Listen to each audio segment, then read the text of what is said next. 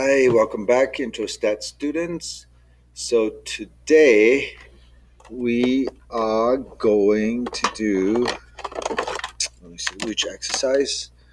We're going to do error, probabilities, and power. Okay. Uh, so let's look at the question. Here we go. All right, and hide this. I don't need to see my horrible face here. So, a significance test is going to be performed using a significance level of alpha equals to 0.05. So that's 5%, right? Alpha is 5%. Suppose that the null hypothesis is actually false, right? So we are supposed to reject the null, right? So it says the null hypothesis is actually false. If the significance level is lowered to 0.01, which of the following would be true? So you have a few options, right? Both the probability of type 2 error and the power of the test would increase. And so we need to understand so in that statement, what are we looking at? So you have the alpha, right? And alpha is typically our type 1 error, right? Alpha is our type 1 error. So suppose the null hypothesis is actually false. If the significance level was dropped, so from type 1, from 0.05 drops down to 0.01, which of the following would be true? So your alpha actually decreases. If your alpha decreases, your beta increases, right? If your beta increases, um, then your power, right? Power is actually 1 minus beta. Okay, so power, so maybe pause here a little bit.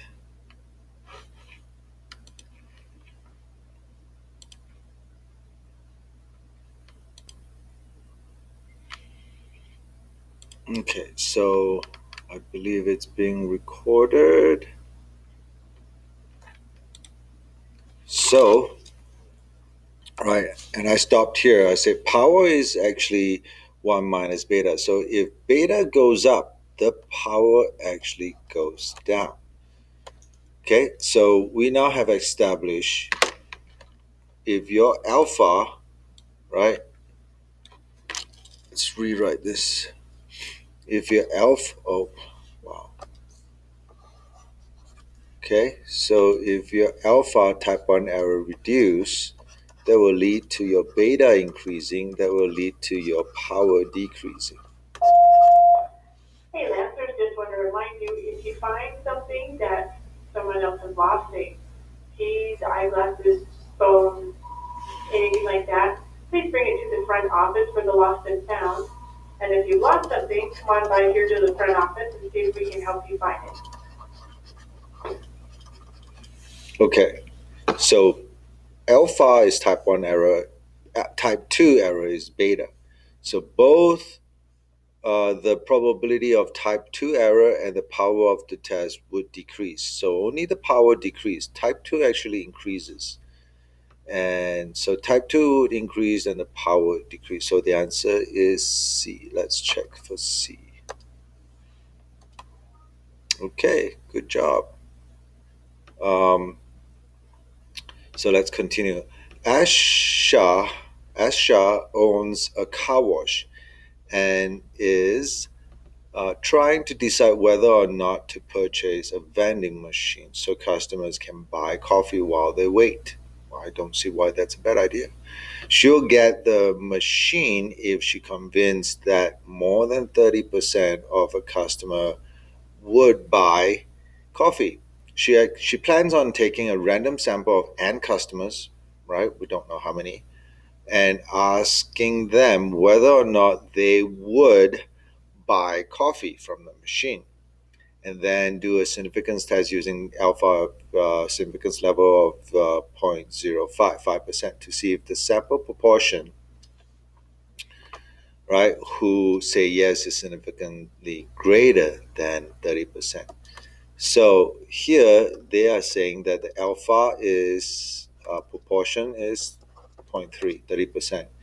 And the alternate hypothesis is that uh, it's greater than zero point 0.3, right? So which situation below would result in the highest power for her test? So highest power we know is 1 minus beta. So we need beta to go down, right? The lower beta goes, the higher the power will be. Okay, so let's look at what our options are. All right, and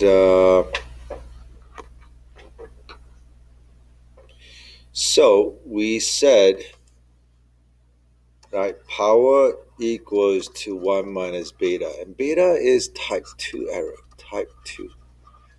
And what is type 2? Type 2 is you fail to reject, right? You fail to reject H naught when H naught is false.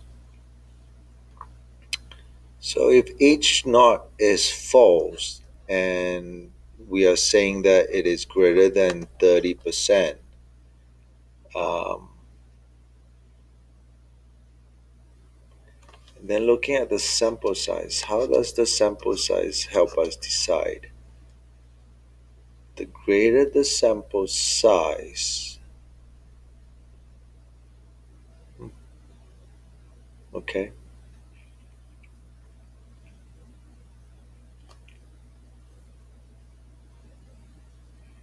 so highest power. Let's see. Okay, how did that work? So 50%, see, 50% is relatively far above the 30%, which was the original claim. And 200 is the largest sample size given. So of the four options, right? Of the four options, 200, n equals to 200 was the largest given. And the reason why I picked 50% is this. So remember, we tried to explain that power equals to 1 minus beta, and beta is type 2 error. So we are trying to reduce type 2 error. Okay? And what is type 2 error? Type 2 error is you fail to reject H naught when H naught is false. So 50% is definitely more than 30%, right? So if that's the case, you will have a higher chance of rejecting the H naught.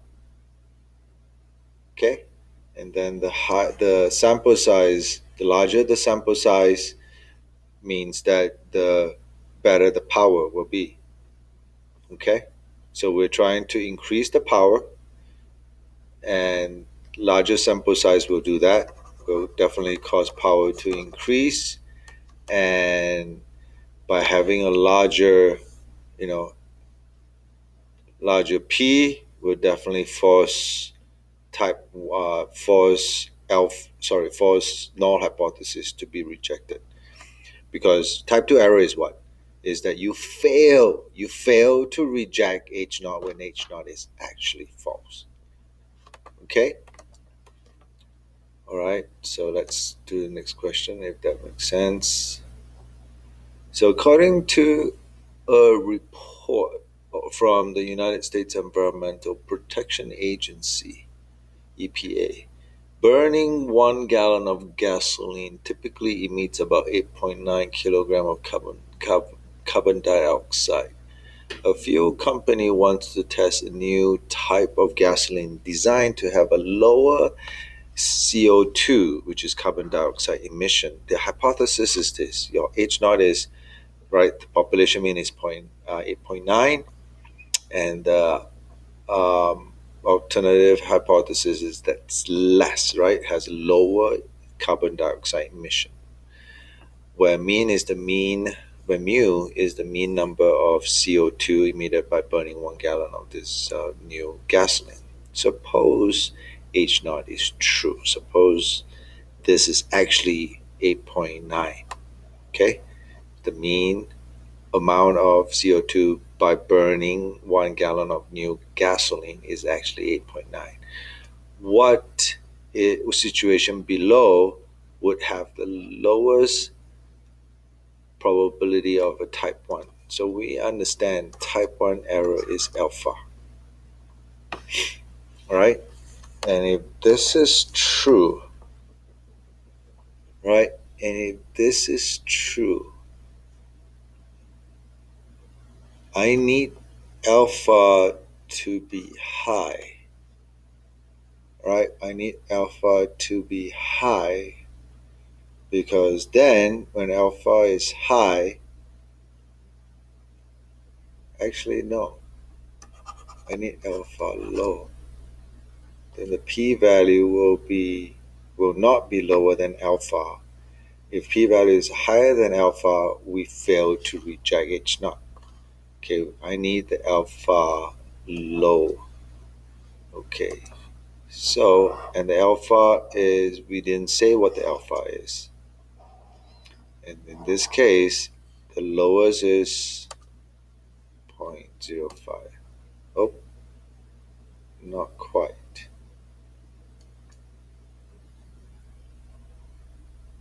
Oh, sorry.